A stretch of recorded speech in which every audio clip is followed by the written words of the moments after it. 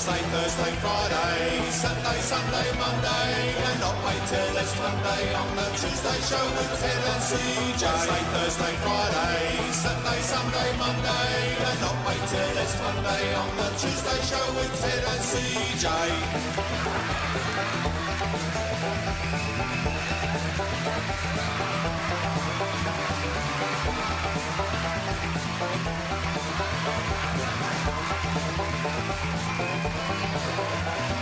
Wednesday, Thursday, Friday, Saturday, Sunday, Monday, and not wait till it's Monday on the Tuesday show with Ted and CJ. Wednesday, Thursday, Friday, Saturday, Sunday, Monday, and not wait till it's Monday on the Tuesday show with Ted and CJ.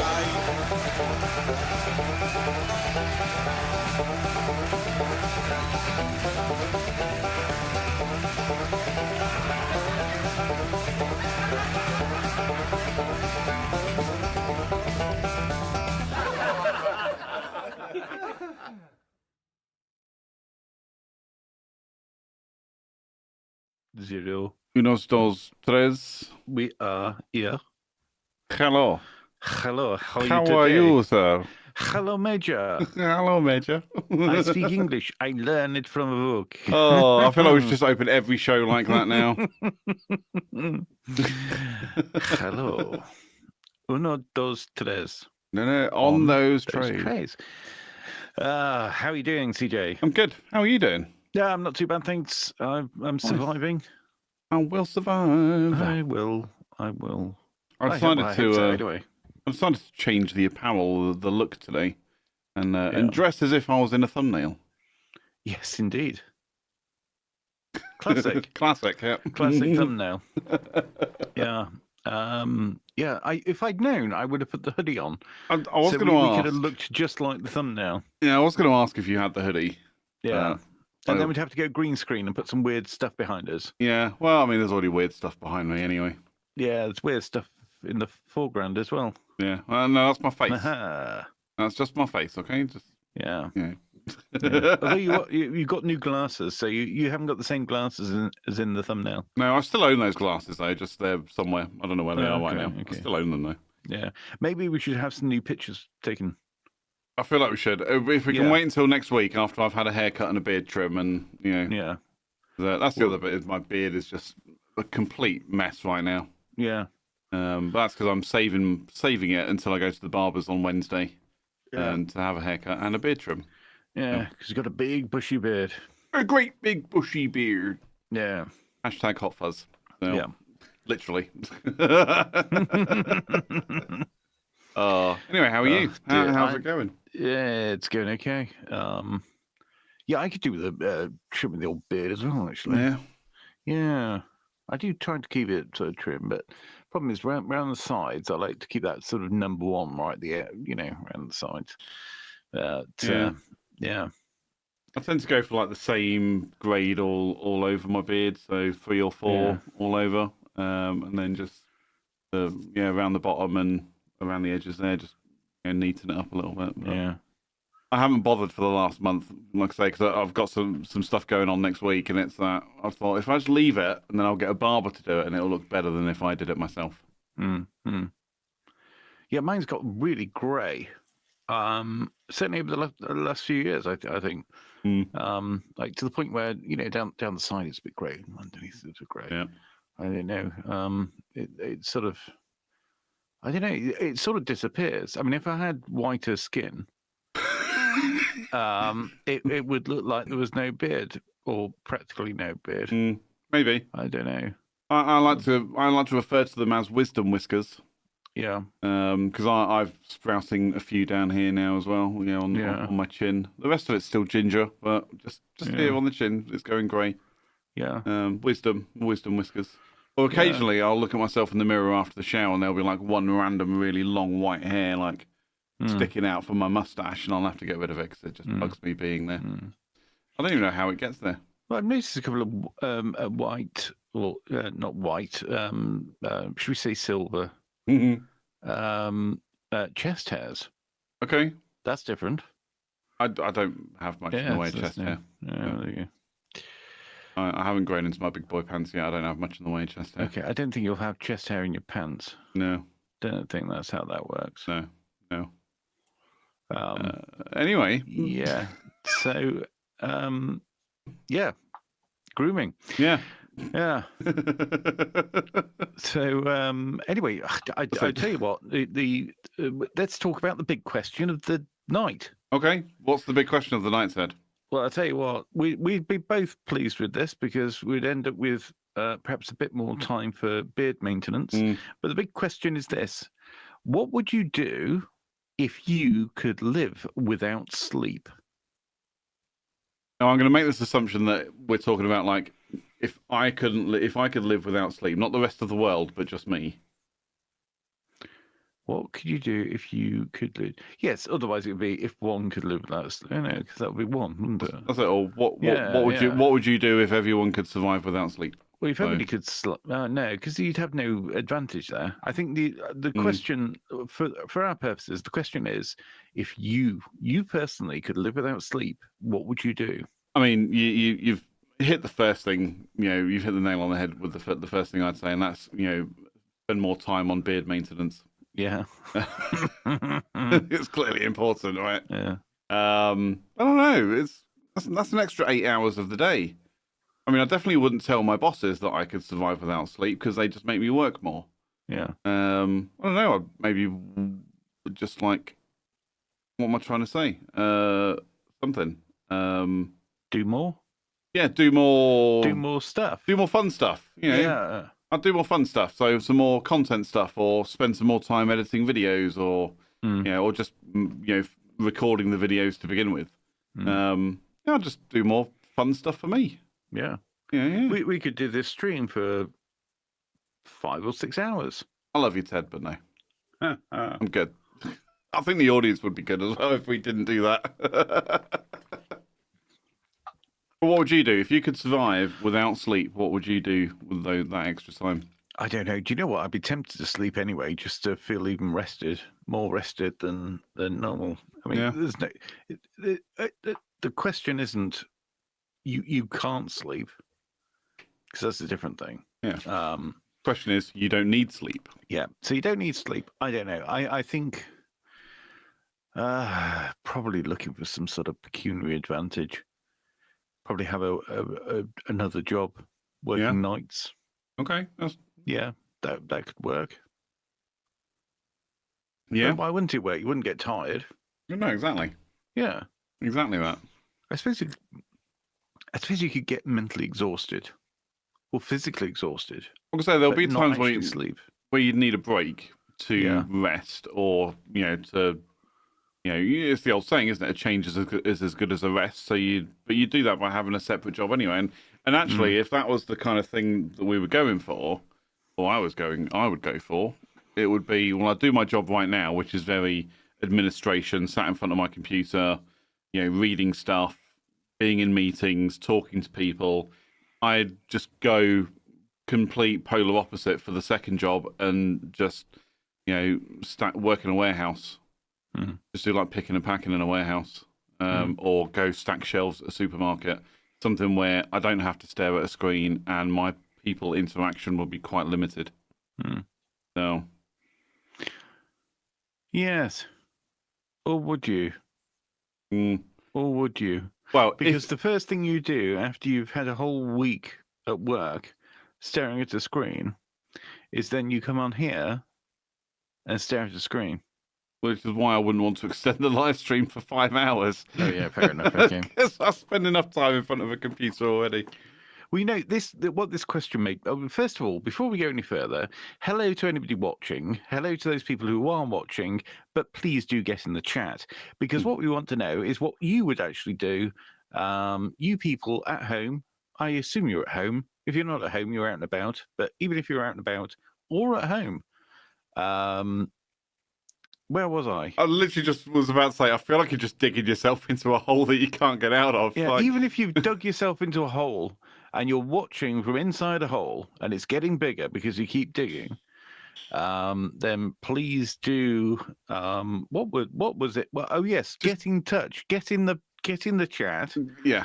and tell us what you would do if you could live without sleep. Yeah, audience, get in the chat. Let us know. Thank you. What would you do? Yeah. Yeah. So anyway, I was going to say before that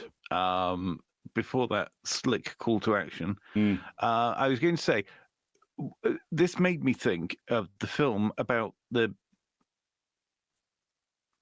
I said beaver earlier.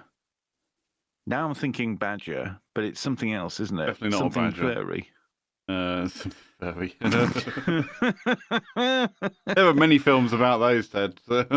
Groundhog Day. That was it. Groundhog Day. Yep.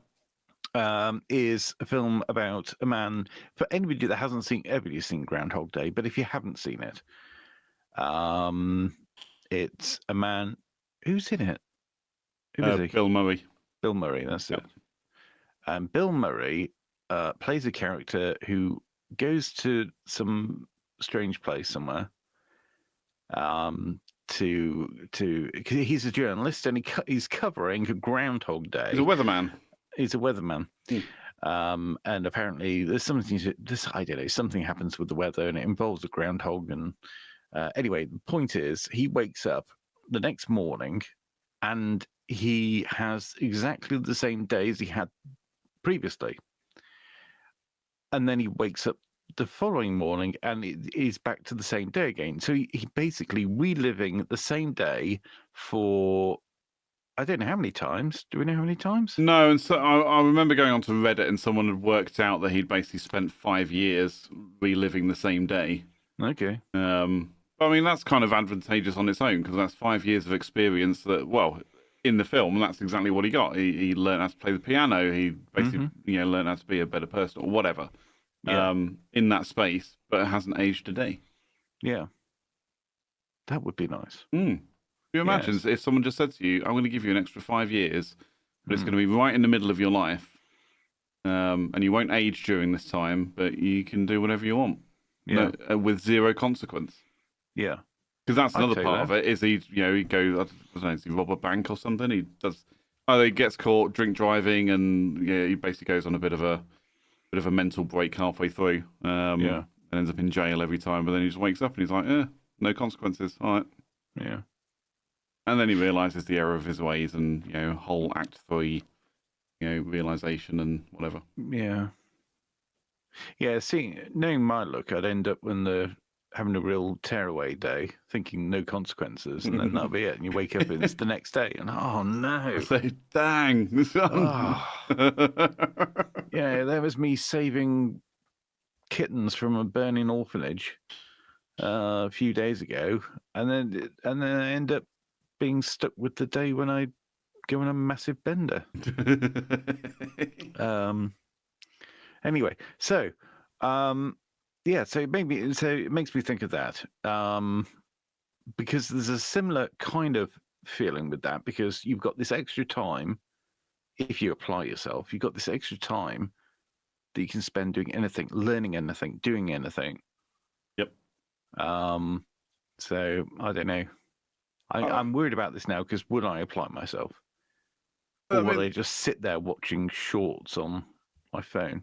I mean, I absolutely would not sit there watching TikTok and shorts, and I mean, that's not my thing anyway. But I think when it comes to me time and doing things that I enjoy, I'd absolutely use that time to do more things that I enjoy. Yeah, I'd probably even get motivated to go out for a walk, and actually do some exercise, because that's part of it at the moment, because I'm so exhausted all the time. When it comes to getting up in the morning and going, I should really go for a walk, I then just don't. Yeah. Because I'm too tired.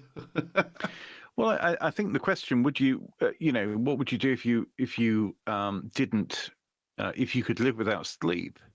It sort of implies that you don't get tired. Exactly. So that's what I mean. So I'd be more motivated to actually go out and exercise and lose weight and become healthy and all that kind of stuff. Or it gives you more time to eat. That too. Yeah. Think of all the extra snacking you can do. Well, if I'm not sleeping, I need the extra calories. Come on, that's just simple maths. No, fair enough. Yeah. So yeah. My 2,000 calories per day will have to become 3,000 calories per day, because that's because of the extra 8 hours. Yeah. Do you really survive on 2,000 calories a day? No, No, I do not.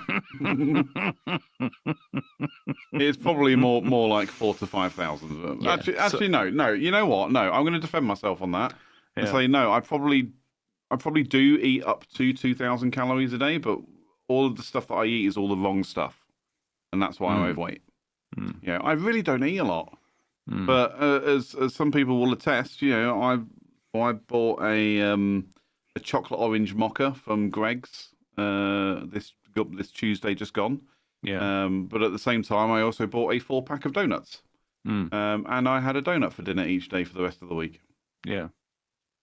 Oh well. It's less than 2,000 calories, but it's just really bad. Yeah, it's full of sugar and bad stuff. So yeah, that's yeah.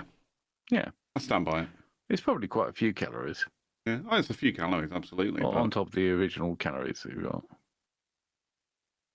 Well, that was it. It's that what's breakfast or brunch? It's a bowl of muesli.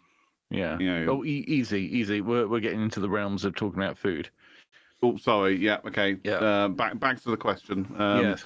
Yeah. What would I do if I didn't need sleep? I think there'd be an element of extra exercise in there. Yes, there'd be some more eating in there too. But I'd really want to just spend some time doing things for me, doing the fun things that I enjoy in life. Like, I know I've said it a few times on the show in the last couple of weeks, but I have an electric drum kit now. It's like I want to spend more time playing that. I want to spend more time making content, and that's part of the challenge with doing anything like that is finding the time. So yeah, that's what I do. That's what you do. What I do. Yeah, I'm just thinking about Bill Murray's adventures on Groundhog Day. I would say that one thing that does strike a chord with me is the fact that he learned to play the piano. That's a nice link there. Yeah, well done. Yeah. So something like that, learning something. Yeah, you could really get through a lot, couldn't you? If you dedicated the hours to it, you could learn a language.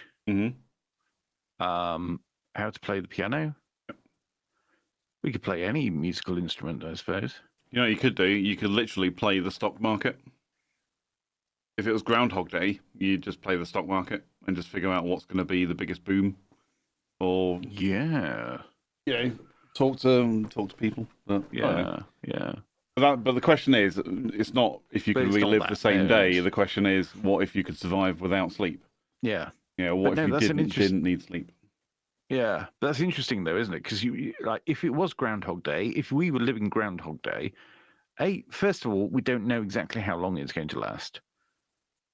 Nope. Yeah. Although somebody who probably should get more life has decided it was about 5 years. Yep. Worth of days. They probably spent about 5 years working that out. To be fair. Yeah, probably. But yeah, if you could do that, yes, you could play the stock market.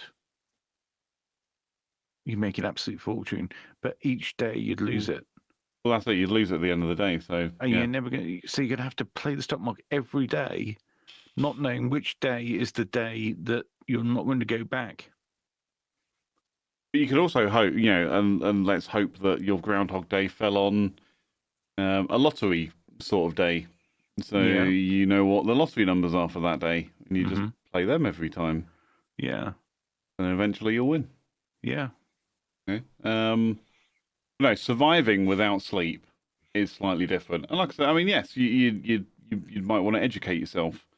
Like you say, you could learn a language. In an extra 8 hours a day, you get a couple of options there, don't you? It's you can educate yourself. You said earlier on about getting a second job.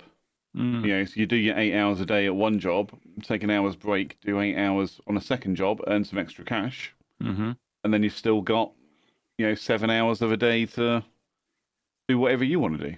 Yeah. Take a third job if you really want. Yeah. If you're really that worried about making money. Ruby's been in the chat. Hi, Ruby. Yeah. Welcome. Survival without sleep would probably end up being mentally exhausting after a bit. However, so much could be accomplished. Yeah, that's it. It's that and that's why I say you still need to take time for yourself. That would be a real mental challenge. And going back to the whole second job thing, it's like I think I said to you before the show was, my job. Oh no, we said it right here. What even the hell am I talking about? We said it right here. I do something the polar opposite. I don't know. It feels like Groundhog Day right now. But anyway, Ruby, get back in the chat because that's not what I asked you to do. I asked you to say what you would do if you didn't if you could live without sleep. Be told. Oh yeah, be told. Aggressive. Yeah. Sorry, did I come across aggressive? Yeah. Yeah. It's good. It's funny. I like it. Sorry. So yes, do please get in the chat. But on the serious note, though, Ted, what would you do if you didn't need to sleep? Oh, I think it would probably be a combination of things. I get the whole mental exhaustion angle, so probably a mix of things. But you've got plenty of time to do it. So you could have one. I mean, assuming it's a night, you could have one night where you learn something, a night when you work, a night when you just do something chilled. Yeah. Basically. Rinse and repeat, yeah. Rinse and repeat. Yeah. All right, cool. I like it. Anybody else in the chat, let us know. Get in the comments. Let us know what you would do. I think you'd have to be disciplined, though. Otherwise, it would be a case of just sitting there. I mean, maybe in your case, just playing computer games or something, which is fine. If it's something you want to do, it's something you want to do. But then you get to the end of the week and you think, hang on a minute. I don't even have to sleep, and I've achieved nothing. I mean, it's bad enough achieving nothing at the end of the week anyway. Or at the end of the day, and you just think, oh, I did nothing today. That is entirely, though, a matter of perspective, though, isn't it? Yeah. So let's take that example. So I work for 8 hours a day, or 9 hours a day, or sometimes 12 hours a day. And then if I spend the next 8, 9, 10 hours playing video games, well, that's just my relaxation at the end of it. That's how I unwind, before then starting the process again. I think the challenge would really come with, let's say you start your working day at 9 a.m., you finish at 5, and then you take an hour's break for yourself, just to, again, relax, watch a bit of TV, eat your dinner, and then go off to do your next activity, whether that's another job or something fun or whatever. It will just get really tedious. Yeah. Where you'd just be like, oh, well, I guess I'm just going back to work then. I don't even see the point of even stopping at this point, because I might as well just keep going and get the things done that I want to get done and, excel at it. That's the...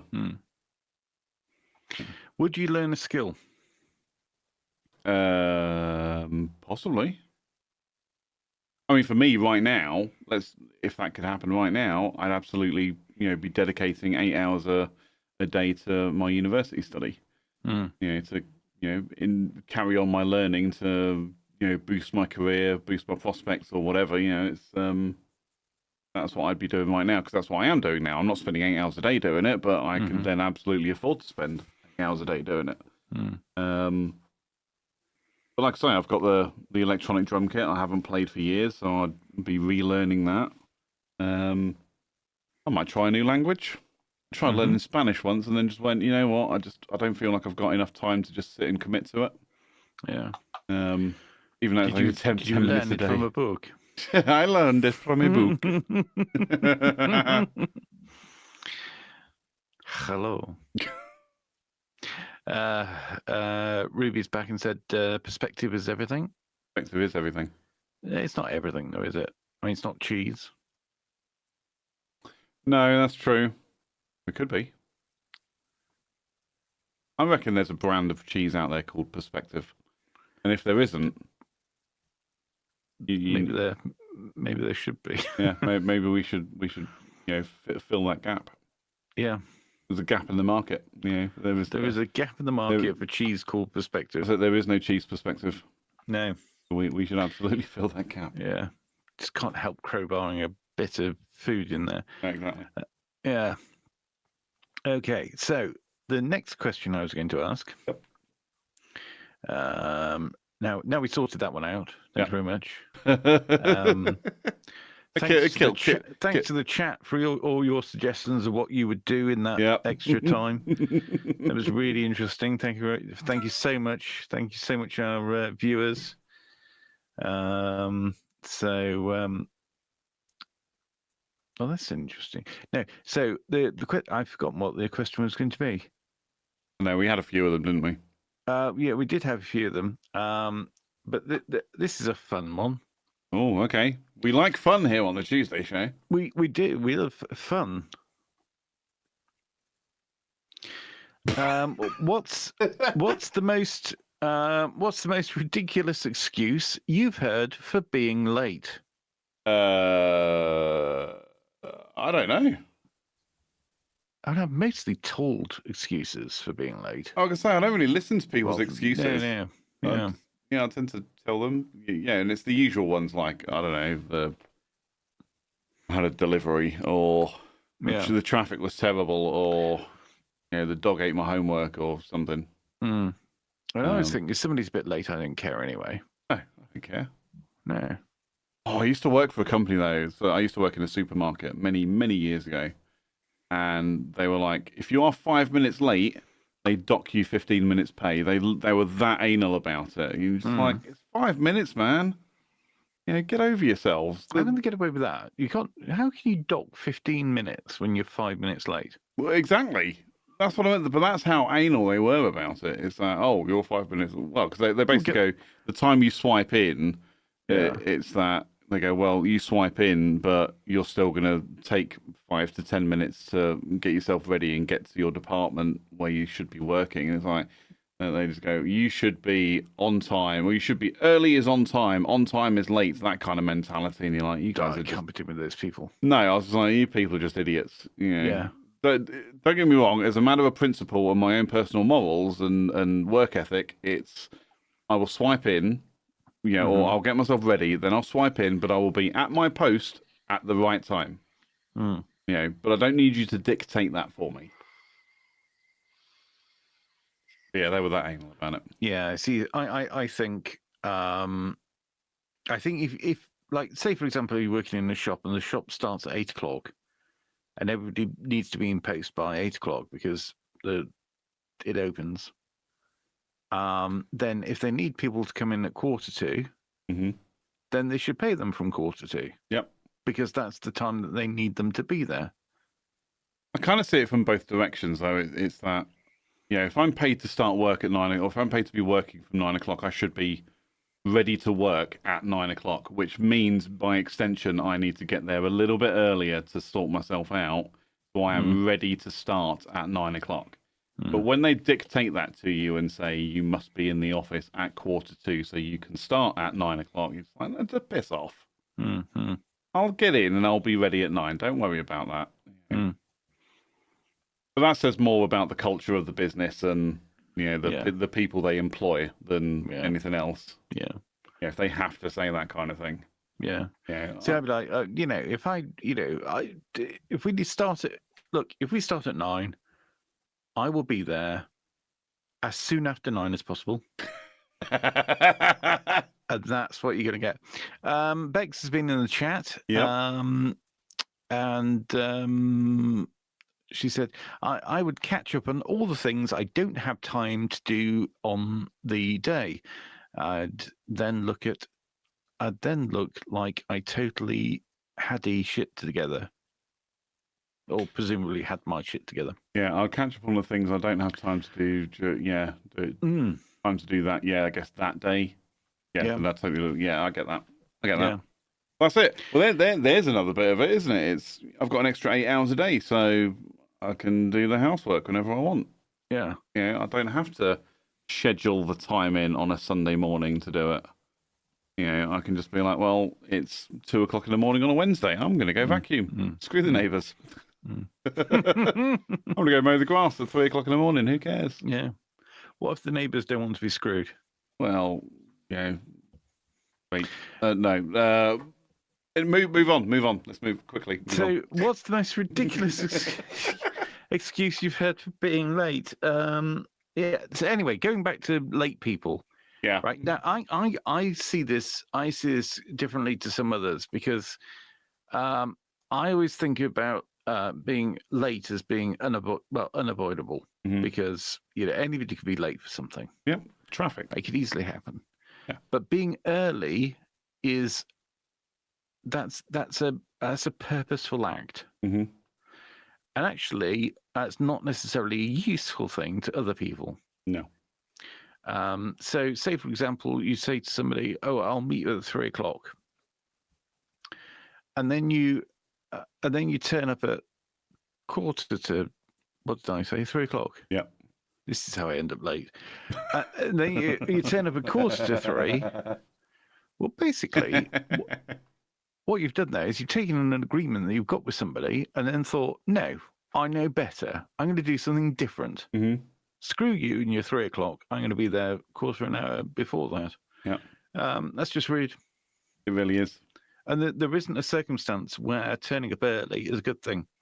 If you go into somebody's house, don't turn up early because, if anything, an extra 5 minutes if you're a bit late gives them time to, give the cushions an extra plump up or whatever it may be. Yep. So yeah, early is a purposeful act of sabotage. It's passive aggression. Well, yes, it is. And being late is just it's just part of life's rich tapestry. Exactly. Do you agree with me? Get in the chat. Yeah. It's Do you like disagree with me? Don't get in the chat. I remember you said to me once, like about job interviews, and it's like, and like the general rule of thumb is you should turn up to a job interview 15 minutes early, and it's like actually, no. yeah, no. Why would you do that? Because the time is what you like say 3:00. Yeah. What's the point in being there at 1:45? Because the only person's time you're wasting is your own. But also, and it's go on. I was just going to say, having conducted interviews, when people turn up early, that's annoying. Because you might still be dealing with the previous interview. Yeah, and you suddenly feel under pressure to wrap things up and get to. But meeting etiquette, you should be on time anyway. It's like, but since you told me that, I use that quite a lot at work now. So because a few times people will start a meeting like 2 minutes early. Like I'll get the little notification pop up on my screen to say this person has started the meeting, and I'll leave them. I'll just leave them sitting there for 2 minutes. I'm like, the only person's time you've wasted is yours, and I'll tell them that as well. I'm like, why did you start the meeting early? Oh, I just thought I'd get a head start. I was like, well, no one else was here, so the only person's time you wasted was your own. Congratulations. It usually gets a laugh out of people. Usually, not all the time. Yeah, but the people do say that about interviews. You got to turn up 15 minutes early. Well, it's really bad advice because the thing is, if you turn up somewhere, by and large, you might go to an office and there'll be a receptionist, and you'll say to the receptionist, "Hello, I'm here for an interview at 3:00." I think it's 2:45. Yeah. But what's the receptionist going to do? Just say, "Oh, take a seat," and then just leave you there and do nothing. Yeah. Now, of course, the receptionist is going to ring up and say, "Oh, well, I've got your 3:00 here," and then immediately, like you say, somebody's under pressure. Yeah. Because somebody's now. They're going, I don't want to leave this person sat there, but I'm right in the middle of something. Why have you you've interrupted my flow? Yeah. Why have you done this? It might not necessarily be they're in the interview before, but they might be having a quick sandwich because they're doing interviews all day. Yeah. And now they're getting a reception calling. Yeah. But it was a weird thing during COVID. So I had a few job interviews during COVID, all remote via Teams. Yeah. And I'm sitting there going, well, what do I do? Because I'm not going to start a Teams meeting 15 minutes early. That's ridiculous. Because I might just end up sitting there picking my nose or something. Funsies. Why not? So in the end, I literally start the meeting. I would be the one starting that meeting 2 minutes early to show them that I'm on time, and then I'm early and therefore ready at the time they told me to be ready. Yeah. But I was like, I'm not going to jump in even 5 minutes early. I'm not going to do that. I don't want to sit there staring at myself, on my Teams call, for 5 minutes while I'm waiting for an interview. And no, just not going to happen. I will join at the correct time. Yeah. Yeah. What gets me is people say, "Oh, yeah, but it's not necessarily about being early. It's about making sure that you're going to be there on time." Mhm. So, well, you can do that because, again, it's a choice. Mhm. Like if you're 5 minutes late, then something's happened and you're not there on time. Yep. But if you get there early, even if you get there for an interview, say for 5 minutes early, it doesn't mean you have to approach anyone. Nope. You're there. Mhm. It's entirely up to you whether you walk through the door. You can Yep. turn up half an hour early. That's fine, but don't go and bother people. No. Wait until it's like 3 minutes until the time you're supposed to be there. Then walk in. Then say, "Hello, I'm here to see Clive." Yep. That's how to do it. That is exactly why I that was the last face-to-face interview I had. That's what I did. Mhm. I pulled up. It was actually my last job. I found the place 20 minutes before the interview started, but then I just carried on driving down the road a little bit and just hid out of sight for 10 minutes. Then drove back, parked up in the car park, to make sure that I walked in the door 5 minutes early. Yeah. So then at that point I had to ring a buzzer, someone had to come answer the door, and then I say, "I'm here for an interview with such," and it gives that 5 minute window is enough for that person to find the person I'm interviewing with, because that person should be more or less ready for me by that time, I think anyway. But for them to come downstairs, collect me, take me to the meeting room, and start the interview at 3 o'clock. 5 minutes. I decided 5 minutes was enough. But yeah, I literally just sat around the corner and I vaped. So I just vaped for 10 minutes straight. Literally just ripping it. Just a massive cloud coming out of the windows of my car.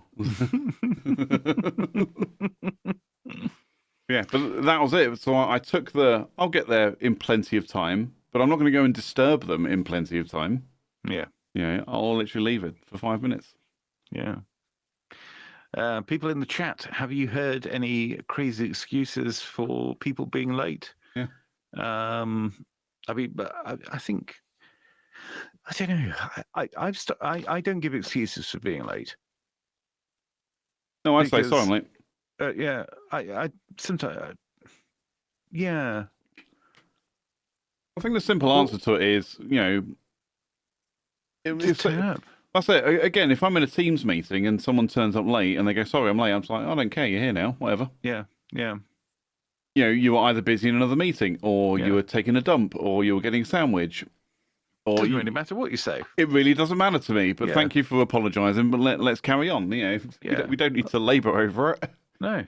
I was on another call. Oh, had some sort of technical difficulty. Oh well, it doesn't matter. That's it. Good for you. The best response, of course, would be, well, to be fair, I didn't want to be here at all. So the fact that I'm here now is a bonus. Sorry, I'm late. I didn't really want to be here, and I was debating for the last 10 minutes whether I should join the call or not. But I decided to in the end. So here I am. I might try that and see. I'll see what my director's saying next time if I say that. Debating whether I even wanted to be here. But... Sorry, I would have been here earlier, but I just couldn't be asked. Yeah, I would have been on time, but I wasn't. I would have been on time, but it didn't fit in with my plans. Yeah. Yeah. Oh, Ruby's been back in the chat. Just the typical excuses, but nothing crazy. And Mama Steiny's in. Welcome, Mama. Am I late to a live? That is about being. Yes, you are. Yeah, sorry, a live stream. Yes, we don't really do the shorthand here. We call it a live stream, not a live. Thanks anyway.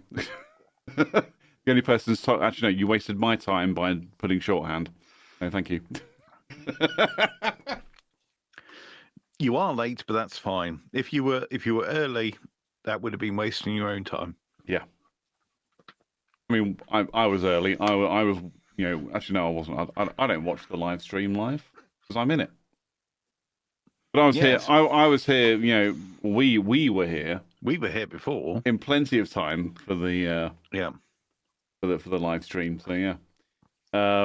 Yes. You are late to a live stream where right now we are talking about what is the worst excuse you've ever heard for being late. Mm-hmm. So, although that being said, I mean we are getting later and later arriving before we start. Hey, There will be a point where we just sort of dash in. It's like, right. I say we're And we're literally on. just like dash in at 10 to Yeah. 11, and we're just like, Yeah. right, go, press the button. Sign off said, my excuse would be that I had no idea what day it is. I mean, that, yeah, I get that. That's part of the human condition, isn't it? Where you just kind of go, what day is it again? Yeah, I get that. I get that. The live stream is 100% the only thing you're not late for, Ted. Yeah, he is. Yeah, I'm not. No, sometimes I'm late. Sometimes I'm late to think. I'm not always late. So the reason we just to give you a bit of behind the scenes stuff. So Ted and I agree that we will meet at 9 p.m. on a Friday to talk about the show, do a bit of pre stuff before we go live. Yeah. And part of that is also to make sure we actually start the live stream on time. Or else we would just end up rocking up at 5 to 11 and not be ready and just hit a button and have no idea what the hell we're doing. I mean, I realise it comes across like that a lot of the time anyway, where we just have no idea what we're doing, but no, there is method to the madness. Absolutely.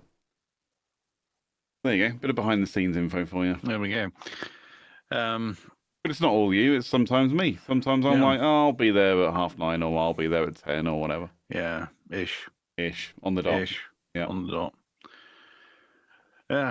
But yes, anyway, so excuses. Yeah, again, chat. Have you heard any excuses? And what excuses have you used for being late? Well, indeed. I think there was once I literally walked into a meeting at some point and was like, sorry, I'm late. I was taking a dump. Right. You have to know your audience before you can drop that one. See what I did there? You got to know the audience before you drop that in. Yeah. You know, or I was in a meeting yesterday. Actually, it was an early morning meeting, and somebody turned up late, and they were like, sorry, I'm late. I was dropping the kids off, and I just followed it up with at the pool ? For those not in the know, that is euphemism for taking a shit. So, just in case you didn't know, I hope everyone knows that though.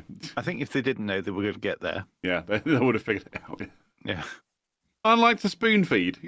Just make sure everyone's aware. So let's make sure we're on the same page.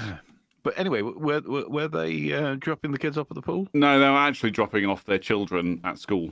So. Oh, okay. But again, it got a laugh, and I would only do that, if I know the audience that I'm talking to. Yeah. Like, I wouldn't go into a board meeting.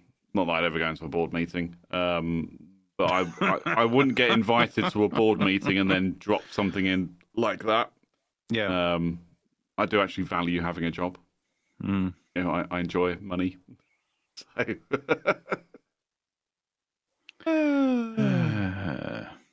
Ruby has come back in. The minions are usually my reasoning for being late. Yeah, kids will do that to you. Oh, I see. Kids will make you late. I thought she was referring to the characters from Despicable Me. Yeah. Would that be awesome if they were real, though? I don't know. I mean, they're a bit pesky, aren't they? Yeah, but they're fun. Yeah.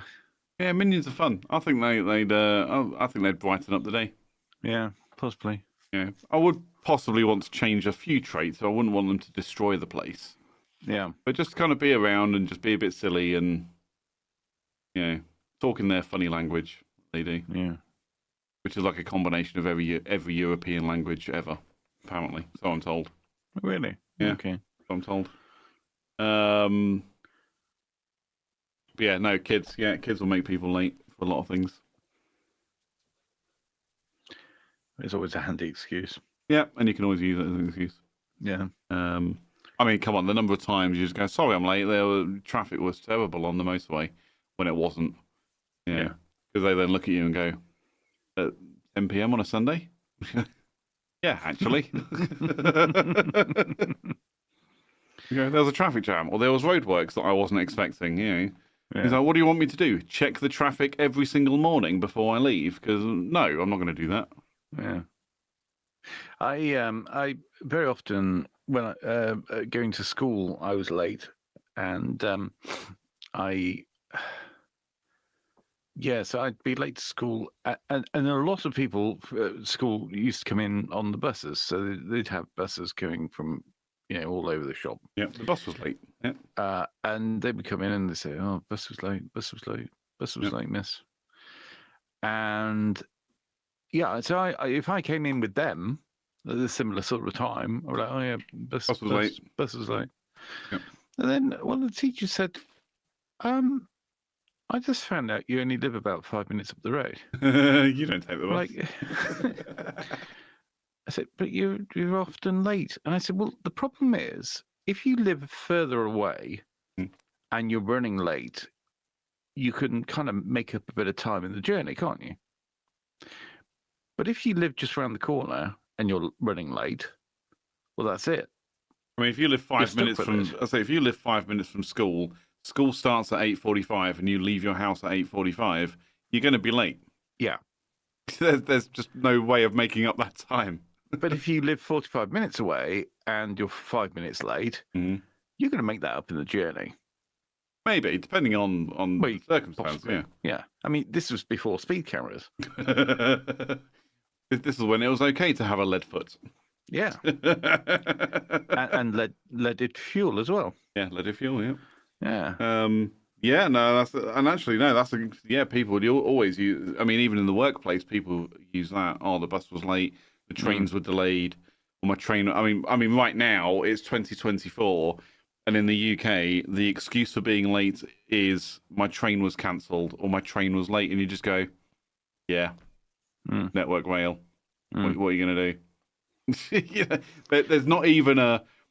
You can't just go to them and be like, no, you can't say that because the trains are on time every time. It's the most reliable service in the world. Yeah. Because it's just not. Yeah. It just doesn't exist. Yeah. See, I'm always afraid when it comes to things like that somebody will know what the trains were for that. I'm crediting people or somebody in the room with far too much knowledge. But I'd be afraid of that happening. It's the same with there were roadworks or there was a problem on the road. Yeah, there was an accident on the motorway, and somebody there might know. There's always going to be someone who also took that route, and they'll be like, "Well, I didn't see an accident. Yeah, I didn't see anything. And I got here and I got here 5 minutes before you." And you're like, "Yeah, son of a bitch." Yeah, there's always one. Yep. Anyway, Bex was in the chat. She said, "I've heard a ton as a teacher." As metric ton as well. Yeah, that is a metric ton, yeah. Yeah. The other day, though, why are you late to the afternoon lesson when you've been here all day? Was the question. I went to McDonald's, but my bus broke down on the way back. See, there's a really easy cure for this kind of thing, and it is it's a behavioural and cultural change, and that is for said teacher to then just say, prove it. Mm-hmm. Okay, you're late. The bus broke down. Prove it. Take a photo, and the cultural change then becomes, I'd better take a photo of said broken down bus, or I'd better take a photo of the cancellation notice on the board for my plane or train, and that you go, okay, well there you go. There's the proof. Yeah, because I knew you'd ask me that because you're a dick. Yeah.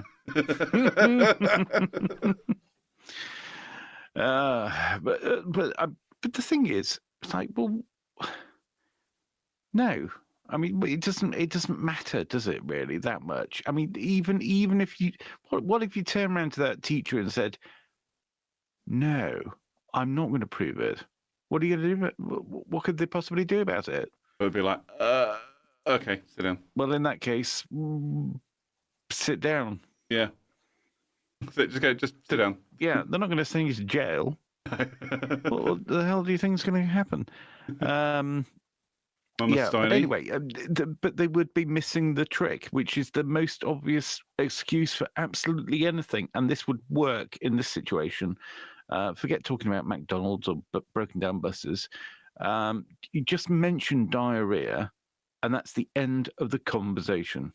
There was a Jimmy Carr sketch or thing on one of his stand-up shows or something where he was just like, if you're a female, if you're a lady, you can get out of any uncomfortable conversation, especially like if you're late or if there's a problem. If anything, you just go women's problems, and that's it. Conversation is shut down. Yeah. Yeah, it's just like there was a point in time where that was a thing. I'm sure. Yeah. Where, and again, maybe it's just my experiences of different workplaces and the caliber of employee in those workplaces where they think that's, again, well, the management would think it's okay to quiz you on why you're late or why certain things are happening a certain way, and then the employees just being like, women's problems.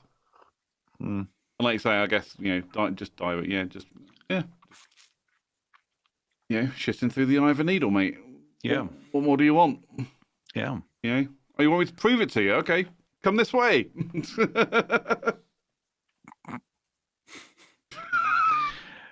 Great. Oh, now that everyone's got that image in their head. Yeah, we're creating some great images today. Yeah. Mama Steiny says, I'm rarely late, but when I am, I usually have a good reason. And that is? And what is it? Yeah. What is it? Is it a truthful reason? I was going to say, do you have like a deck of cards where there's like a reason on each one and you just pick one randomly and just be like, I am late because... It's not the truth, but I've got something. FYI, it's Ruby's fault why I'm going to tell you. Okay? Okay. We're intrigued. Yes.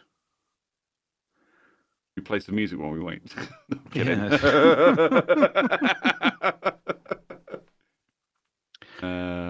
Ruby says, don't blame me, woman, lol. Okay, anyway, let's move on. Right, okay.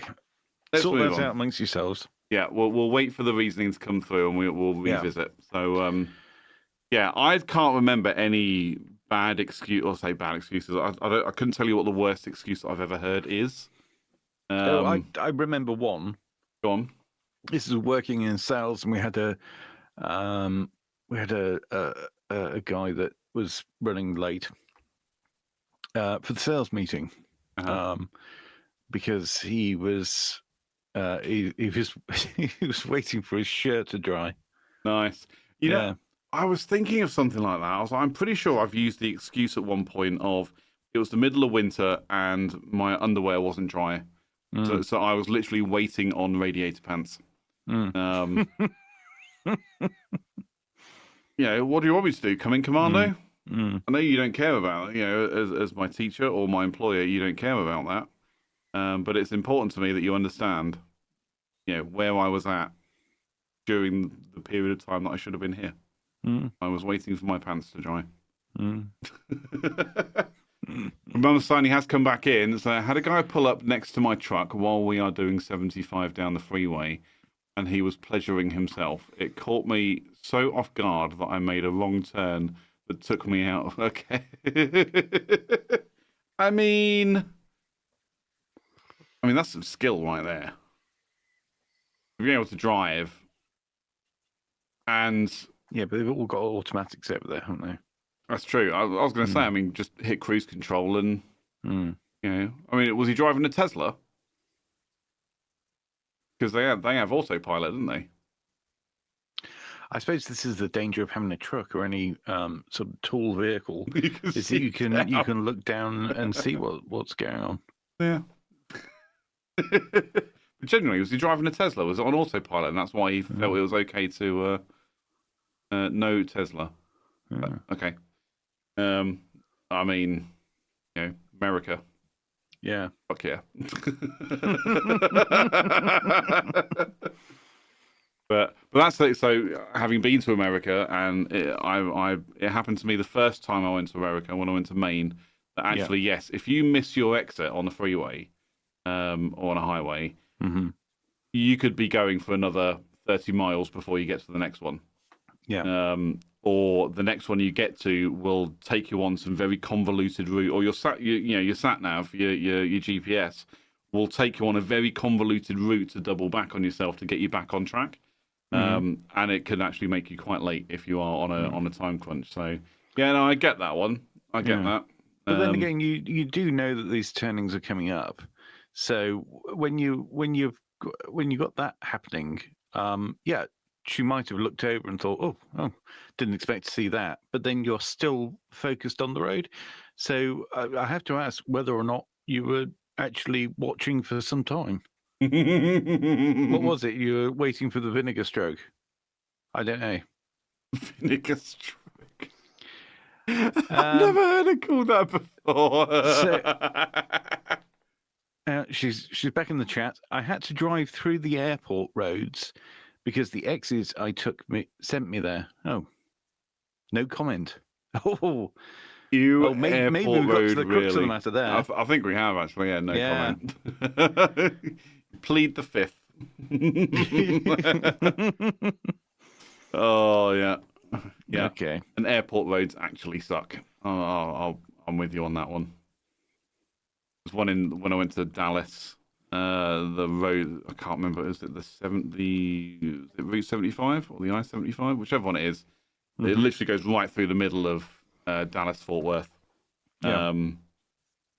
And yeah, if you miss your exit to come off for the airport, for where you need to go in the airport area, it's quite convoluted to then come off at the next exit and find your way back. It's not easy.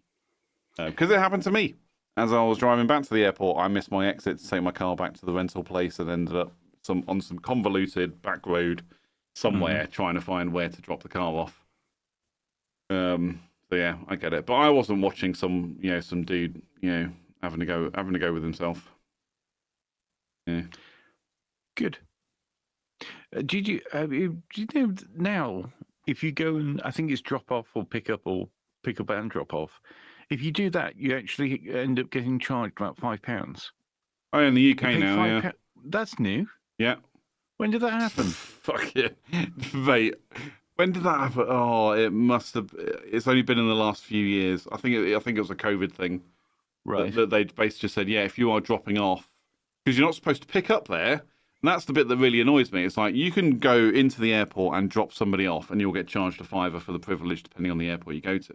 Yeah. But you can't go in there just to pick someone up. Even though if you know they're there waiting for you and they're going to see you come through, you're not allowed to pick up. And then you're like, well, what am I supposed to do? Well, how are you supposed to get them then?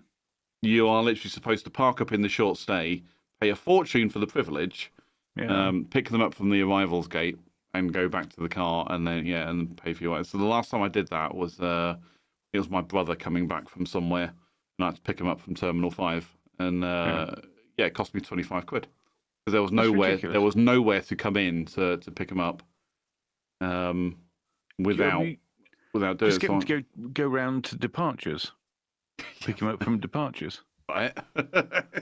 Yeah, that's what I would do. When you know the airport. Yeah. It's really easy. If you got it sussed, So I went, we went through Gatwick to go to Tenerife. So on the route back, once we landed, so, our pickup actually put themselves at the local motorway services. So as soon as we touched the ground, we're like, right, we're on the ground, give us 30 minutes and we will be at a place.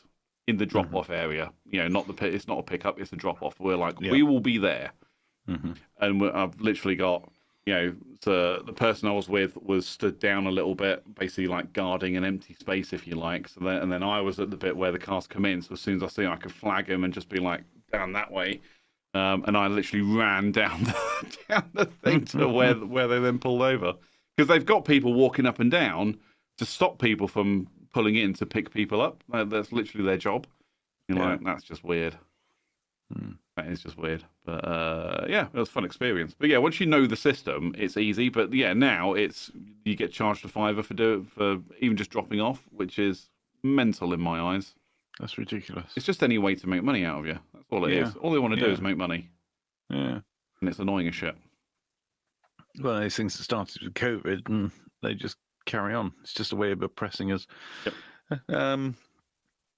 Mamastani back in the chat. Do I win the best excuse contest? What, for voyeurism? Voyeurism.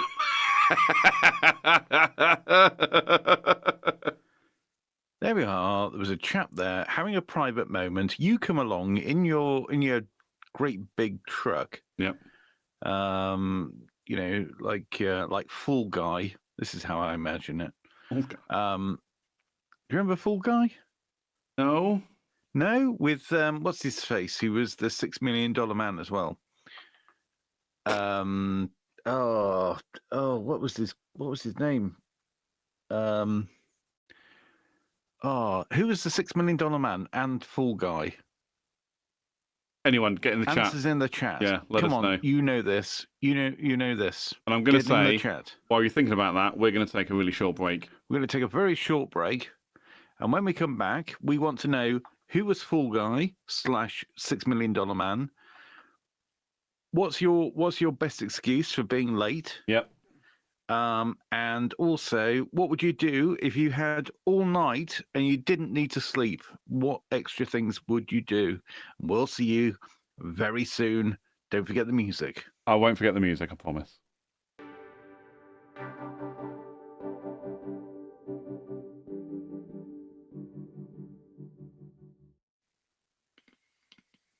And we're back. We are. We are back. You seem to have been taken by surprise by that. Yeah, You're like, slightly. Yeah. Well, I was just showing you a picture of a cat on the internet, and then we're back. And then we're back in, back in the room. Back in the room. Yeah, I'm glad to see the chat took off there whilst we were away. Yeah. And It's been going crazy, hasn't it? Well, what is, Ted, the next question to ask on tonight's show? Tonight, I wear a hat. Yeah. Now this was quite a fun one, and we thought of some good ideas for this one already before the show. Mm-hmm. But the question is, if you could have a remote control for your life, what button would you use the most? Mute. Sorry, that was really fast. I mean, that would work if I couldn't hear your lips moving. Yes. Also, for the audio listeners, I was then pretending to talk, but without sound. You get the idea. Yeah, anyway, so yes. What would you be doing? Would you hitting fast forward, pause, record? Ooh. I mean, that's a good one, isn't it? Ooh. Yeah, record. Yeah. What would you do? I feel like the one I'd use the most is mute, just to get rid of noise. Yeah. You know, just especially like, you know, when you're going around a shop or you're going anywhere and they just play that ridiculous, you know, dance or trance music or something. I'm just like, oh, I don't know, mute that. Just mute, turn it off. Thanks. Then again, that's why, you know, I have headphones and earbuds and stuff so I can listen to what I want to listen to while I'm walking around the shop. Yeah. Yeah. Yeah, it never occurs to me to do that. I think because I haven't got but we were talking about these things, weren't we, the other day? Not on the show. No. We were talking about what do they call them? AirPods. AirPods. Yeah, Apple AirPods and earbuds and similar devices are available. Yeah. Yeah. Yeah. So I might have to get some. I was gonna say, so that's right. So you were asking me what I thought about them all because you were considering getting some, and I mean, you don't have to. The thing is, you don't have to go Apple. Yeah. Yeah, even though you're an iPhone user, you don't have to go Apple. You can get cheaper brands are available, which do exactly the same thing. Yeah. It's just you don't get some of the funky bits that come with AirPods. You know, like spatial sound and conversation recognition, and so like I can have my AirPods in, listening to some music, but it will detect when someone is talking near me. I don't think it's not quite as intuitive as to know they're talking to me, but it's just when it detects voices in close proximity, it lowers the volume of the music and opens up the mics to create the pass-through sound, so I can actually hear what they're saying to me without taking my earbuds out, which is really, really rude. Yeah. I hate it when I'm talking to somebody and they won't take them. I'm just like, will you just take your earbuds out, please? And pay attention to the conversation. Yeah. But yeah, you don't get that funky stuff if you buy, other branded earbuds. I mean, I've had loads in my time. But I'll be honest, my AirPods are the best ones I've ever had. Absolutely worth the investment. But if you're not willing to spend that much money, then there are other brands available. JBL are quite good. Hell, you can even get some Beats or Raycons. They're cheaper than AirPods, and apparently they're really, really good. Not sponsored, by the way. No. We are not sponsored by Raycon or Beats or another brand that I mentioned earlier on. I am tempted to go for the Apple one because then everything will just work and Just work works. with the phone, work with the computer, with the laptop. And I was thinking, when I got them, literally you just open the case up and it immediately puts them into pairing mode. And as long as you're the only iPhone around, it'll just pop up on your phone to say new AirPods detected, and you go, oh, pair. There you go. And then it did the same, but because they're then paired to my iPhone, when I then put them in and had my iPad in close proximity because they're on the same Apple ID, it just immediately switched them to the iPad. Right. It was really clever, and obviously you've got a MacBook. Yeah. It should do the same thing for those as well. It'll immediately connect them to your MacBook. Yeah. So anyway, sorry, went into a bit of tech nerdism there. Yeah, no, that's fine. Like I say, but it would be nice to have that because I know because I wouldn't think because they're a bit cumbersome, aren't they, having the wires and all that sort of thing going on. The one benefit I do think is particularly if I'm walking around London where it's busy, if I've got my headphones in with the wire and that's plugged into the phone, I've got some music on. It only needs to be very quiet. But then I know I've still got my phone. Yeah, there is that. If my phone suddenly goes quiet,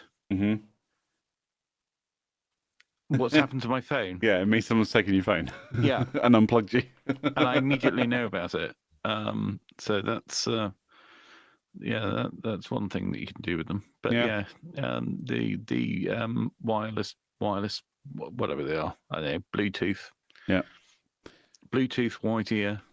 I mean, like I say, for me, I absolutely think my AirPods are worth the investment. Like I say, for the interoperability between my other Apple products, for the comfort factor, for it's got decent noise cancellation on them, and they've actually just released a load of. I think again we were talking about this off the show. They've just released some updates for them as well, so they now act. You can basically use them as a hearing aid if you are slightly hard of hearing. They're actually really good bits of kit, and for £250, not bad. My only fear with them is because they're so small and the case is so small. I'm terrified I'm going to lose it. Yeah, all the time. I'm just like, I literally just go, where are my AirPods? And I always then remember that I've put them into my laptop bag in a zipped pocket so I don't lose them. But I get that fear of that's £250 down the drain if I lose them. Yeah. And it's one of the, I like to think I try to take care of a lot of my stuff like that, but I see people who just don't. Like, I've heard it's like when I don't know if you like. There's a guy on YouTube who does like magnet fishing. He basically throws a magnet into water and sees what you. And you're like, there's AirPods. Literally just like a single AirPod get, and you're like, people just don't care about their stuff. That they're willing to have it lost in the middle of a river. Well, people are always going to make mistakes, aren't they? Yeah, I get that. Yeah, and also I imagine there's probably an awful lot of stuff that you get from magnet fishing from canals. Which, by the way, if you're watching this and you've never seen magnet fishing videos, when you finish watching this, go find a magnet. Google magnet fishing videos, or go onto something on YouTube and find it. It's fascinating. I can't remember the guy's name. I'm going to have a quick look. He's like some Aussie guy who he basically just travels around the world. Absolutely looks like a hippie. He's got like long curly hair and basically lives in a van. He's absolutely, but he's fun. I enjoy watching his content. But if you've not seen this thing before, basically you've got a man with a magnet, or woman or whatever, with a magnet on the end of a piece of rope. They throw it into the canal or similar. Yep. And then they pull it out, and they've got no idea what's going to be there. but they'll get bicycles. I've seen people pulling out guns. So there's guns and all sorts, yeah. All sorts of weird and wonderful things. Yeah. But I think a lot of these things where, how did somebody throw their phone away?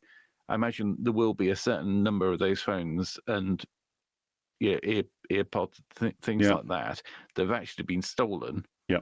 And then they've looked at it and gone, well, that's just trash. So I can't use it because it's locked to this person's Apple ID and their Face ID, and I don't know what the passcode is. And they just go, well, it's just rubbish to me. Yeah. Bondi Treasure Hunter, that's the guy I used to watch. So, BONDI, Treasure Hunter. Yeah, and he's still doing it. Literally, the last video came out yesterday. So, there you go. But yeah, I quite enjoy watching. I did. I don't really have much time, but I mean, I'm quite selective over my YouTube viewing these days because there's just so much that I want to watch. I just haven't got the time. I find myself actually just having YouTube videos on while I'm working sometimes, just to have some A, background noise, and B, I might find something interesting. Yeah. I think that's how I found Bondi Treasure Hunter to begin with. Actually, was by having the YouTube on and letting the algorithm do its thing. And it nailed it in that one. I was like, oh, magnet fishing. Pulled out a shopping trolley from a canal in Switzerland or something. Well, okay, fair enough. I don't think I'm there yet, but I'm approaching the age where I'm starting to think, wouldn't going out with a metal detector be fun? Yeah, people, it's a hobby for a lot of people, metal detecting. But there's always something to be found, isn't there? Yeah, absolutely. Yeah. Always something. I just don't know. I think I'd probably tire of it quite quick, though. I don't know. Or maybe it's just what you need. Because it's quite a leisurely pursuit, I suppose. I guess, yeah, you just walk up and down beaches and... Yeah. I think my problem with that would be, like with many pursuits that I try to undertake, there just wouldn't be a fast enough gratification level for me. It's like going to the gym. I sign up to a gym, go for 2 weeks, not feel like I've lost weight or am any healthier, and then just stop going. Yeah. And I feel like I'd do the same with walking around with a metal detector. I'd be like, well, I haven't struck a treasure chest. I haven't struck gold. I'm out. What a waste of time. Without really realising or understanding the point of why I'm trying to do it, which is to get outside, get some exercise, and just enjoy being outside. It's just something to do while you're outside. So yeah, that's yeah. You know what? I might join you one day. I might join you on that pursuit one day. I actually do have a metal detector, but it's from when I was a child, so it's quite a basic one. And actually, my son's got one. Yeah. Because we went to this is probably about a year or so ago. We went to a charity shop. It's always good fun to go around and have a look. And we found this metal, but it's a hand, one of the handheld ones with like hand hold and a ring on it for metal detecting people at the airport. So like the old airport, the old yeah. So we got that. It was a good find. I think I paid about £4 for it. Nice. Yeah. Now that's the kind of toy you want when you're 7 or 8 years old. Oh yeah, hell yeah. Yeah. I mean, worst case scenario, if you didn't like that, you could just give him your old megaphone. Yes. Yeah. So I've still got mine. It's up on the shelf behind me. No, those are fun things. They are fun. Yeah. You can have a lot of fun with the megaphone anyway. Oh, you can. Yeah. Do you know what we should do? We should get the megaphones and go out somewhere and just have some megaphone fun somewhere. Yeah. I think we should. Yeah. Just go to some sort of not even a crowded area. We could go to some park or something. But literally, I'm just thinking about the race course.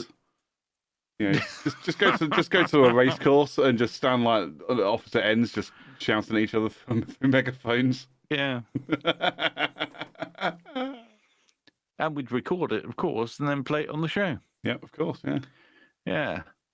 That's an idea. I watched a video of I can't remember who it was, but there's a bit in The Simpsons where I think Bart Simpson like lines up a load of megaphones behind just to make the loudest noise possible. All right. Yeah. And like smashes all the windows and stuff. It's comedy gold. And then someone actually like tested it. To say, I remember it's the Backyard Scientist on YouTube.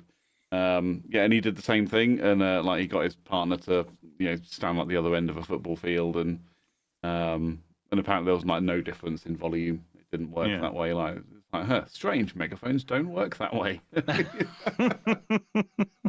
Megaphones only have a certain power output. Who'd have thought it? Okay, well they've tested that, so we don't have to. Exactly. So we don't have to do that now. Yeah. But still, megaphones are fun. Yeah. I'm going to give that some thought. Yeah, I think we should. Yeah. I think we should. Yeah. How can we be annoying but not too annoying? Not arrestably annoying, but annoying enough to make content with 2 megaphones and a bizarre sense of humor. I feel like this is the 2024 version of Dick and Dom in the Bungalow's Bogies. Yes. Yeah, and for those that don't know, 2 guys called Dick and Dom had a show called Dick and Dom in the Bungalow, and they'd literally be out in public, and the challenge was who could say bogies the loudest. And it was just it was stupid fun, and I always enjoyed watching that. Okay. Yeah, didn't they had to get increasingly loud, so they'd start off with Not quiet, yeah.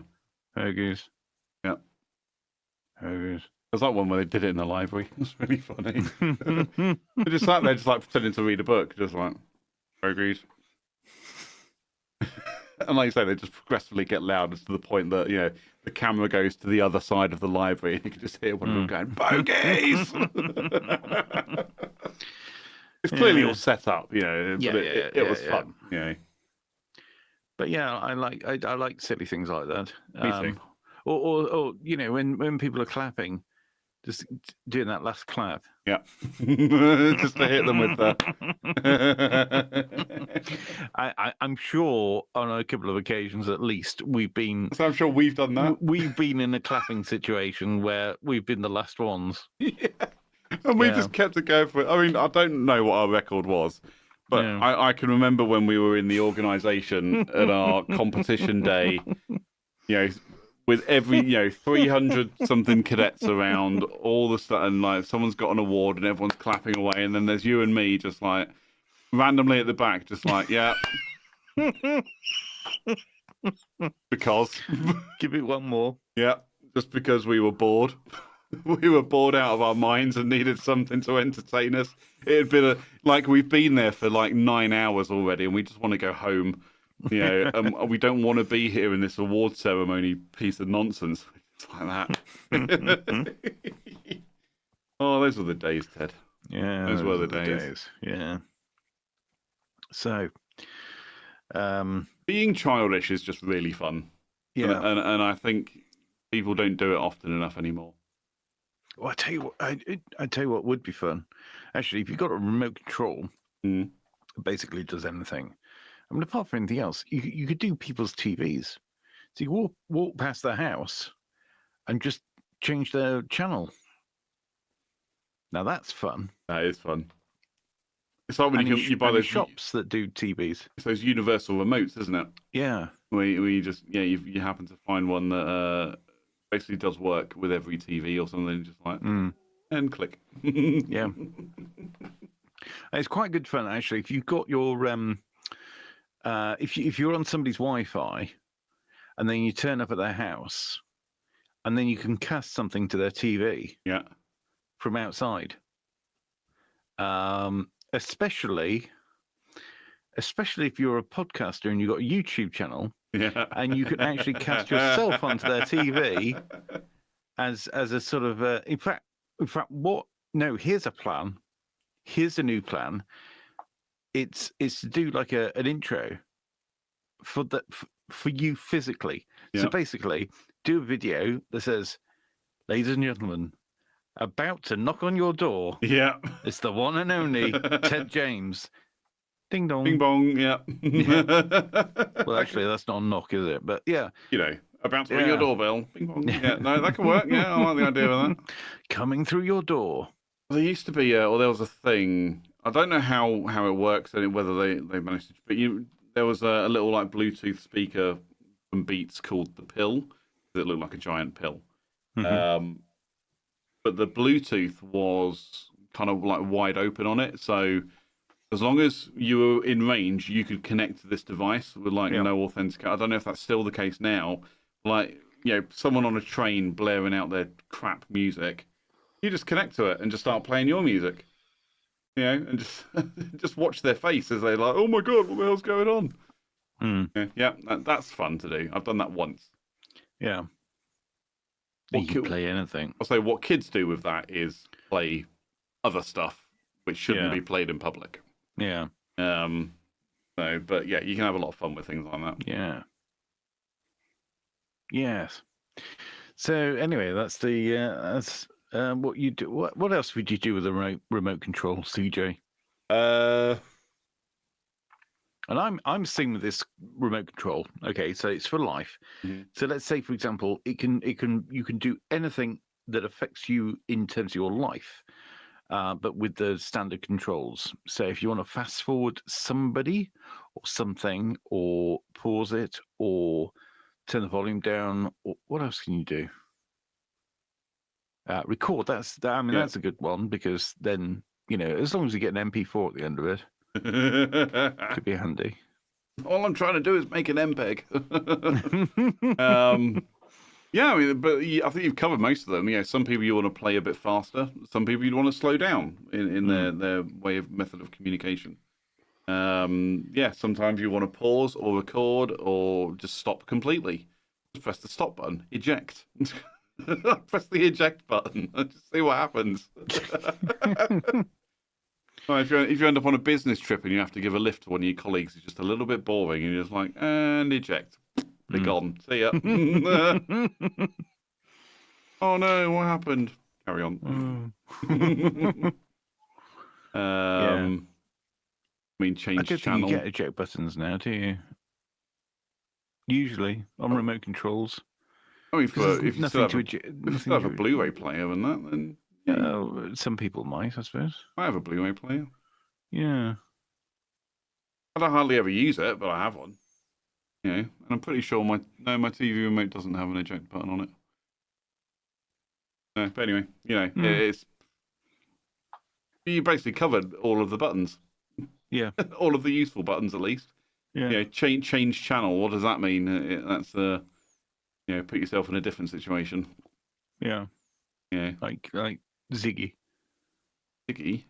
Yeah, the little controller thing for Quantum Leap. Oh, okay. Yeah. Did you ever watch Quantum Leap? Long time ago. Yeah, it's been many years since I've watched Quantum Leap. Yeah. Yeah. Used to be like, I'm bored of this conversation. Change channel, and you're in another conversation with someone else. Yeah. It's like our viewers.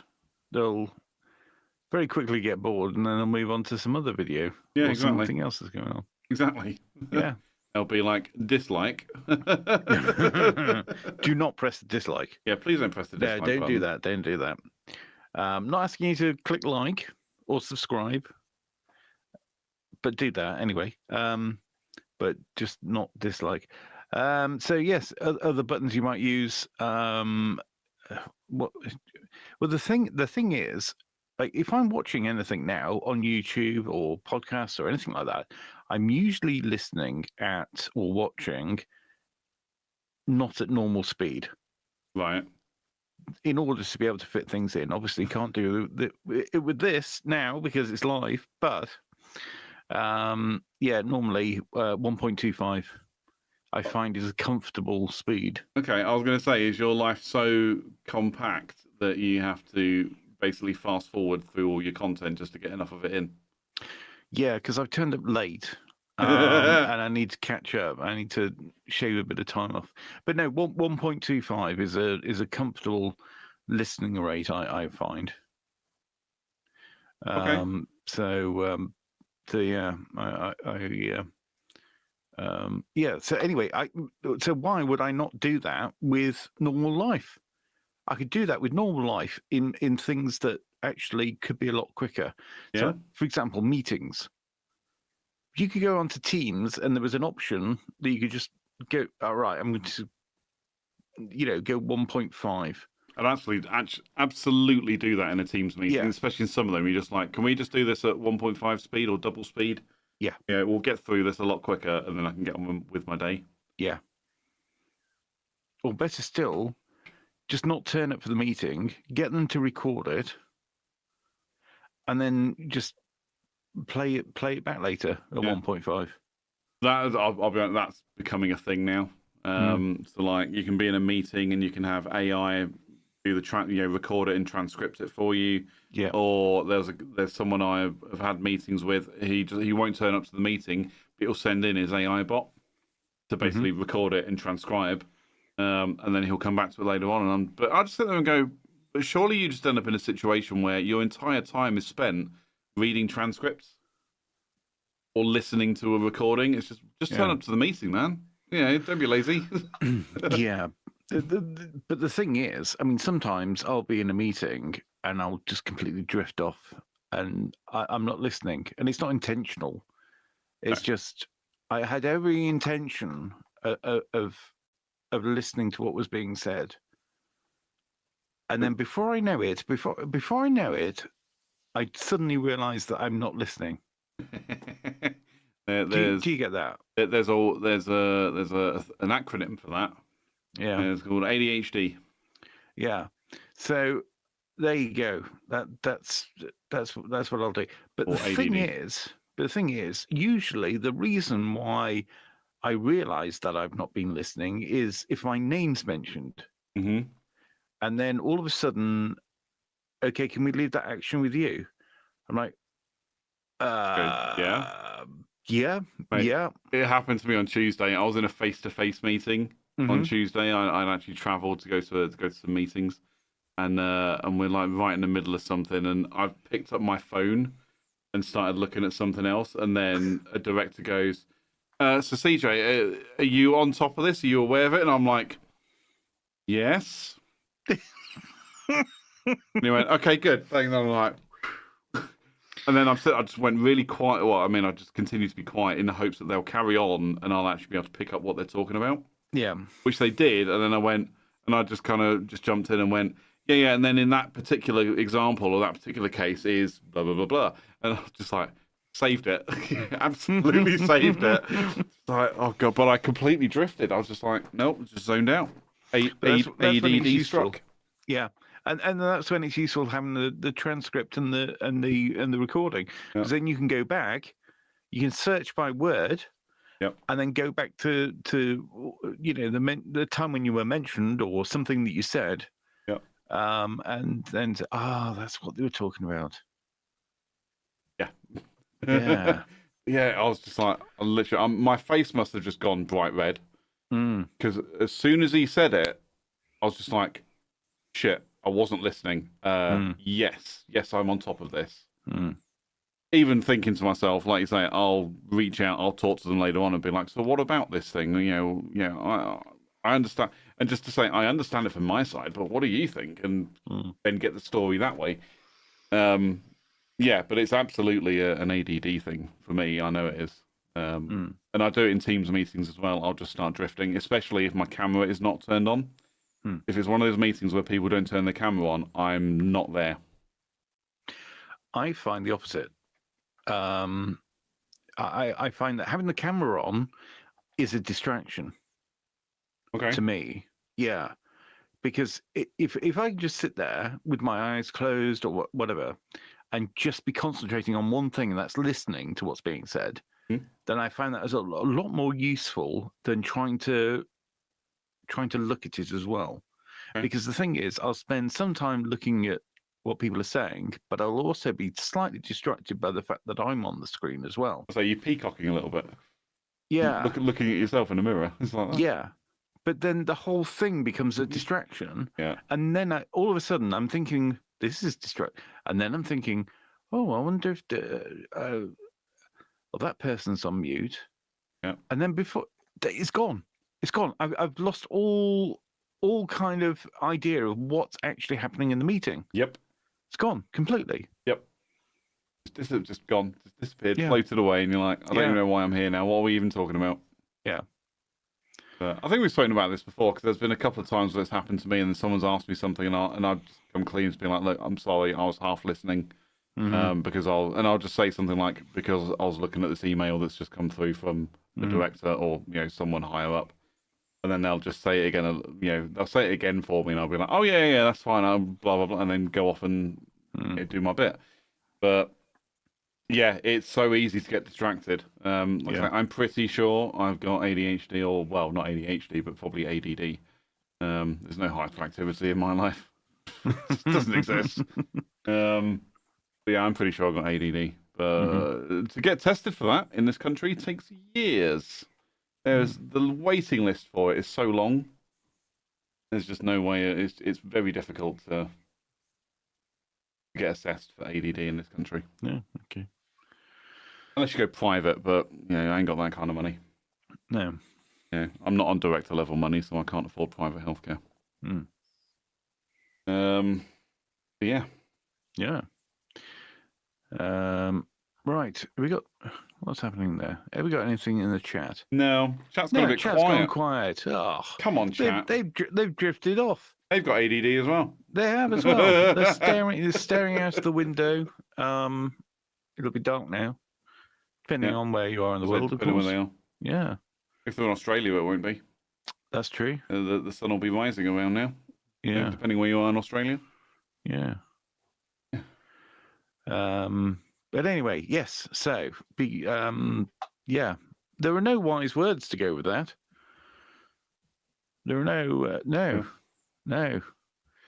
If you, what was it all about anyway? Oh yes, being able to control things. Remote controls. Yeah, remote control. That would be handy because if you're in a Teams meeting and you weren't concentrating, just run everybody back again. Just rewind. Yeah.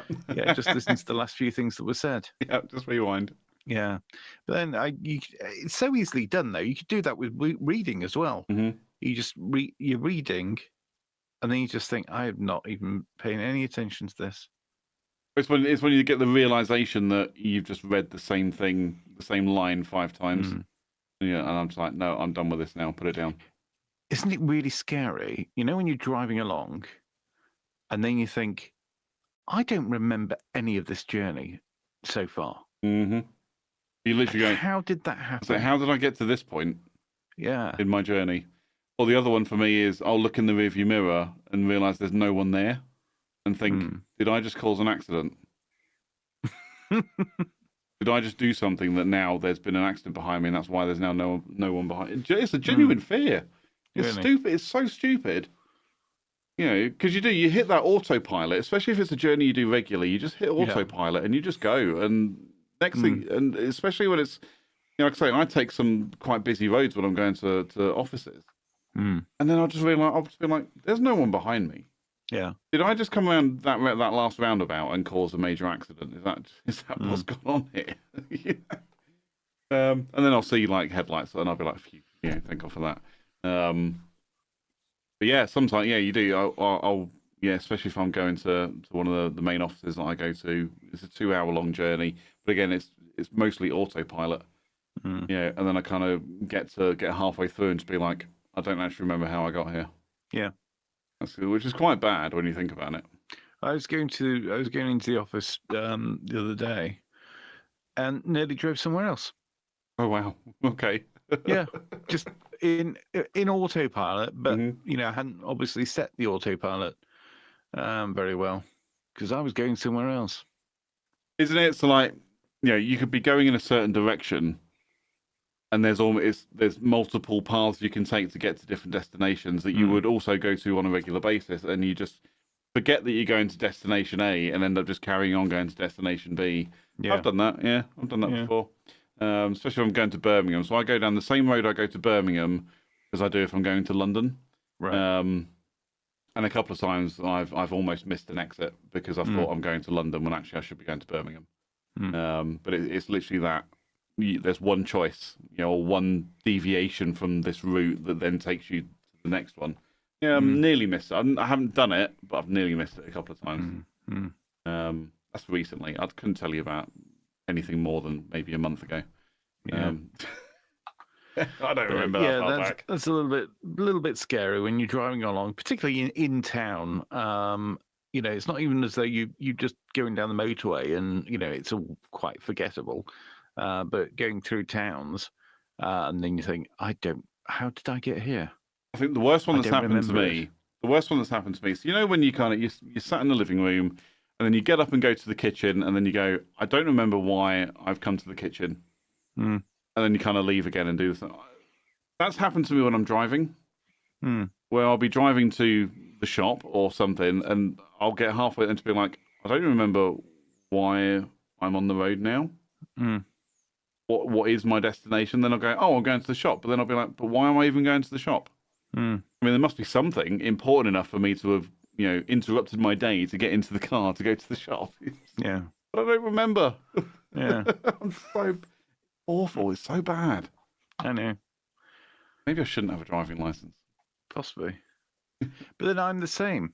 Are other people the same? Get in the chat. So please Do tell you us. drive off? And I mean, I don't know. I mean, perhaps Mama Starno gets distracted by people pleasuring themselves. Has to stay for the end, and then forgets where to get off the motorway. I thought you say forgets where to get off. Sorry, Mama Steiny. Not sorry. Not even a little. Yeah. Yeah. But yes, do you do that? Do you drive for a while and then think, I don't know how I got here? Do you go to the wrong place? Do you go in an autopilot? Do you walk upstairs and think, what am I doing up here? That's also where your rewind button on the remote control would be useful. Mm-hmm. You go, oh, I missed my exit. Oh, that's all right. Rewind. Yeah. And here's my exit. Mm. Yeah. So, anyway, if you could have a... Do we have more questions, Ted? That is the question. Yes. Should we have one more question? Let's have one more. One more. Momentarily. Hang on. Now, here we go. If you could have any building named after you, what would it be? What would the building be, or what would the name be? Well, the name would obviously be your name. Well, I suppose it would be the such and such building, or it would be the C.J. Brooks Academy for Slow Children, or something like that. I don't know. Gifted, you're the gifted children. Yeah. I don't know.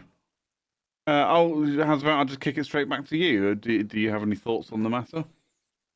What kind of building would you want named after you?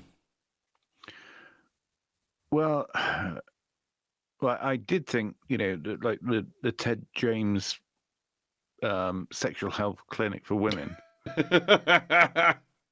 or something. But I don't know.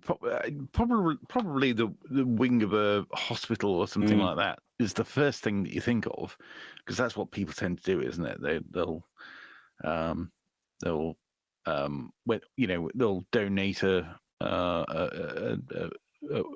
lot of money and end up getting a building named after them in a hospital. Can you imagine if KFC sponsored a wing of a hospital and it was just called the KFC wing?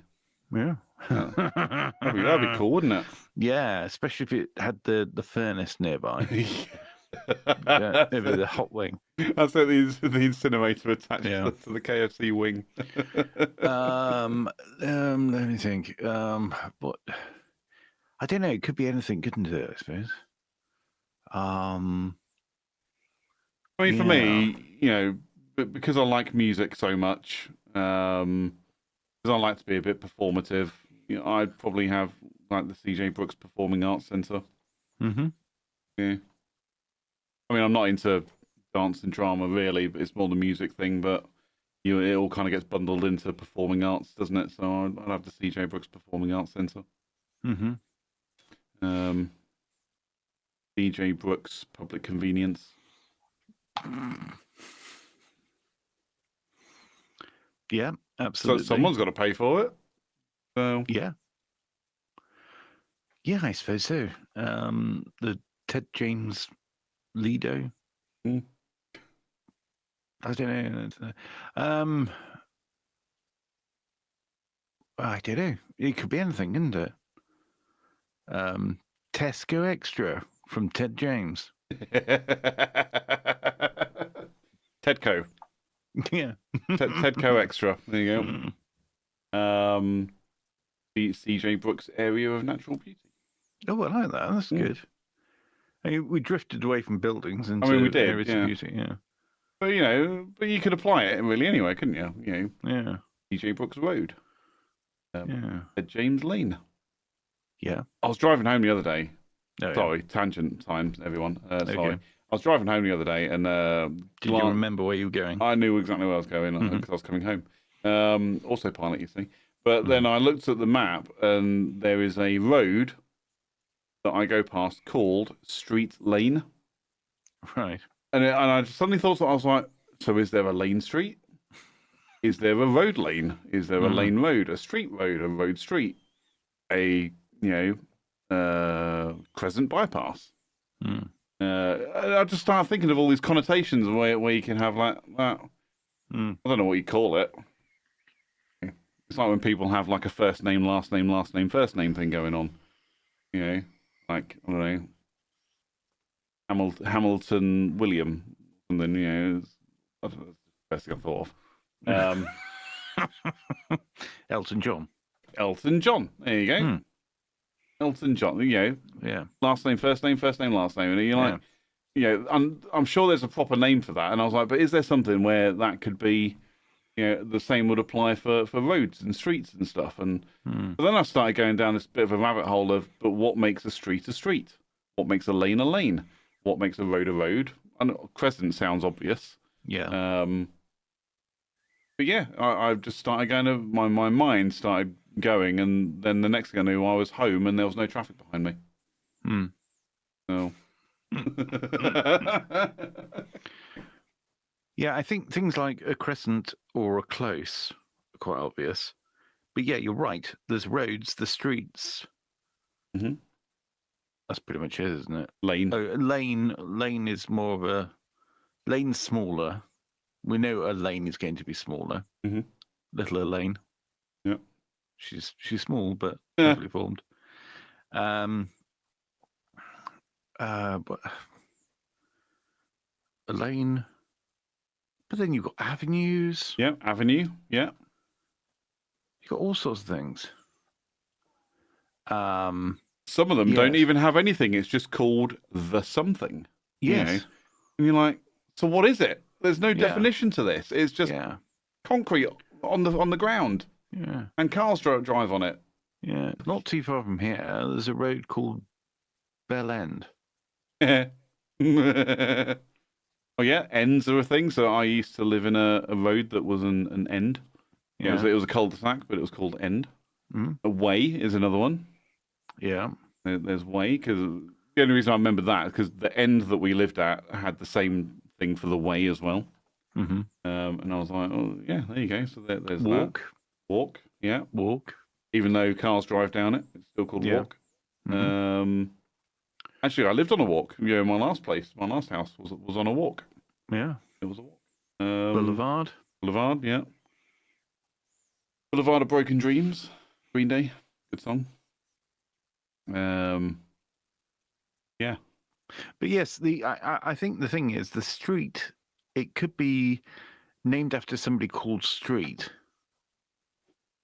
Whereas when it comes to rivers, very often the name of a river is actually another word for river. So, for example, the River Ouse is a word for river. Oh, there you go. Yeah, and many such examples that I can't summon and can't be bothered to Google, but there's a lot of things like that. That is a thing. A lot of it comes from historic, like Latin and the variations thereof. Like I watched a video about like Roman names that still exist, sort of, in the UK, and it's like anywhere that ends in the word Chester. Mm-hmm. The word Chester means castle. Right. So, Manchester, Cirencester, and Castor as well as the other one also means castle. Mm-hmm. And again, it's just I found that quite fascinating. I was like, I never Yeah. really thought about it like that. Leicester, Lancaster. I mean, Chester on its own. Chester just had the balls. Yeah. Chester just went, oh, we're just going to call ourselves Castle. So, screw the rest of you. Yeah, and then Newcastle said, "Ah, Yeah, we're better because we're new. yeah." But yeah, all that Which stuff. which Newcastle came first? On Tyne or Underline? I have no idea. I have no idea. Get in the chat and let us know which castle came first. Someone Google it and put it in the chat. Yeah, please, just do that. Because let's be honest, nobody knows that off the top of their head unless they live in one of these areas. Yeah. Either in And I don't think most Underline of our or chat does, upon no. Tyne.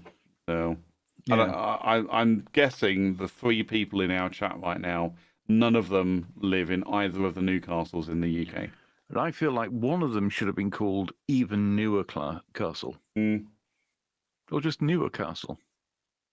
That's it. Brand Newcastle. Brand new castle. Yeah.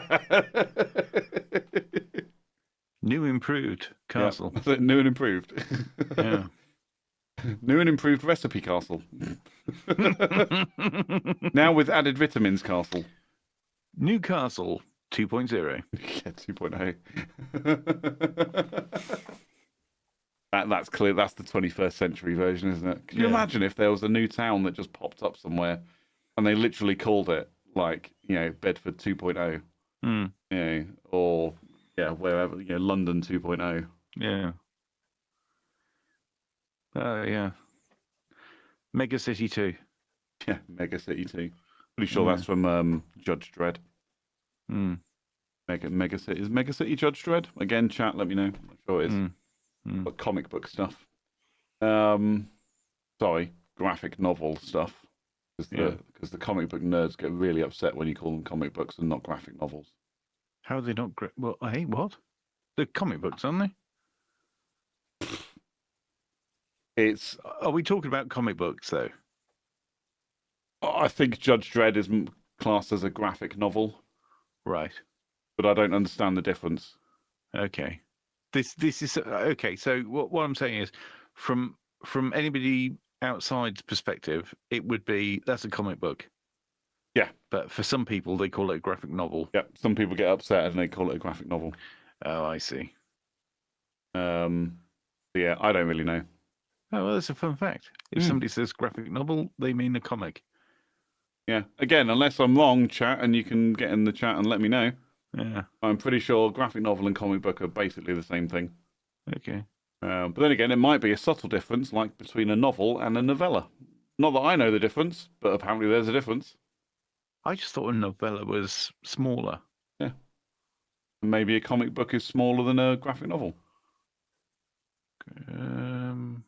Yeah. Both in terms of physical size and length. Yeah. And length of story. I do not know. Yeah. Out of the 5 people watching, maybe somebody knows. Maybe they do. Maybe they do. Maybe they'll get in the chat, and if they don't, maybe they'll get in the comments. If they're watching this at some point in the future.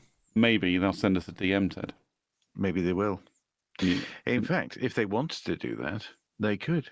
They could DM me at Ted Jones Media, or they could DM CJ at CJ Brooks FM.